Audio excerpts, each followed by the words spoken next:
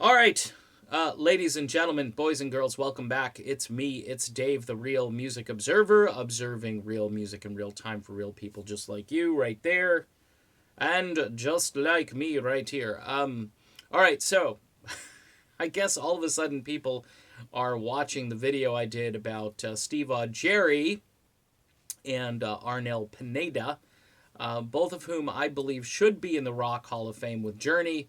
I got a lot of pushback on this, more so than a typical video.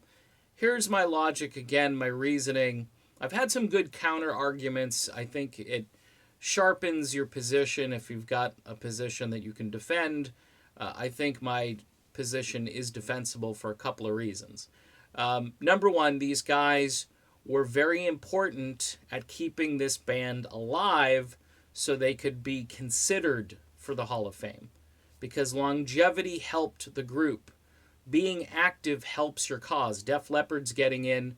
If Def Leppard wasn't active, I bet you out of sight, out of mind, as one Twitter guy said to me. And I think that's part of this argument.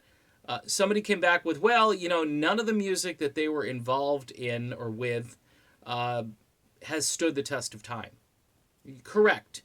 All right, but let's put a little asterisk next to that. The melodic rock world collapsed in September of 1991 when this little album came out called Nevermind by the band Nirvana. The world was put on its axis and twisted around. Melodic rockers from every corner of the globe probably shuddered and cringed at the notion that that album was going to be what mainstream rock would become for now over a generation. All right? Melodic rock was dead on arrival. So it was a wonder even that Journey's album Trial by Fire did as well as it did. You had the return of Steve Perry, and you had some creative juices flowing again, and you had really a return to form for the band and a kind of a contemporary sound. This wasn't an album that was going to stay on the Billboard Top 40 charts in 1996. So things had already kind of turned in a different direction. Steve Perry found out the hard way doing his album For the Love of Strange Medicine, which kind of tanked based on the performance of both Journey and the prior Steve Perry solo album. All right, so fast forward to the point where Journey is trying to do a Herculean thing. They've got a new singer. They're replacing The Voice, who to this day you should not say anything bad about. Okay, I'm learning the hard way. I'm trying to be more diplomatic. But the truth is, Steve Perry is rather untouchable in certain areas. But here comes Steve Augeri. Tall stories, great singer, manager from the Gap store. I think he had a 401k. He came in and he did a killer job. Of course, his vocal cords were immediately shredded.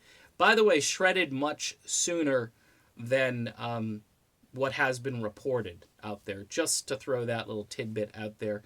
I've learned some info about poor Steve, and it was almost from the very beginning he had a rough go of it. He records Arrival, which go back and listen to it. If you don't like it, I can't help you, but I think it's a really great album. Had a tune called All the Way, which did chart, mostly on the adult contemporary charts. But again, the melodic rock world had given up on bands like Journey. Okay, Journey, what? They're still around? Really? Oh, we've got Nickelback here. We don't need Journey anymore. We've got Train. No sense of talking about Journey. Journey has another album with Augeri, kind of a weird album, Generations, where everybody takes a crack at trying to sing. Neil Sean sings. Neil's not a bad singer, but when you got Ross Valerie singing, Ross is a good bass player. Vocals, that was probably a misstep. But Augeri is with that album, and he's good on it. And Dean, who sings also on that, Dean Castronova. Arnel joins By the way, Jeff Scott Soto is in there. 11 months of, again, carrying the band around. And Jeff could be the best singer the band's ever had. I always say that, and I get, what? Just go listen to Jeff. He might not be your cup of tea, but Jeff can just howl. He's got an insane voice, and he's in his 50s, and he's still like an acrobatic, aerobic singer. Just unbelievable to hear him. Okay, so we're moving along. Arnel joins. Revelation sells over 1 million copies in an era where this music is dead, where you're not getting radio support. What do you got to do? Yeah, you go on social media. 2008, not the way it is now, where you can pretty much live and breathe on social media, but the beginnings of that, and the album smartly sold at Walmart. Then you have Eclipse, which comes out, I believe, in 2012, which is a real muscular album. It was described as Journey with Army Boots. Okay, so you got 4 albums, and none of which, okay, you had no support system for those 4 records. And if you had a support system, you would have had the creation of more Journey classics over the years. You didn't, hey, by the way, you didn't really have a support system with Trial by Fire because the label just gave up on it because they knew the band wasn't going to tour. And I believe that album was obligatory. They had to do that album. I think Perry was under contract to do that. That's a theory I have. I can't prove it, but I've been told by some folks that used to work close to Columbia, to CBS, Sony Music, whatever you want to call it, that this was something the band had to do.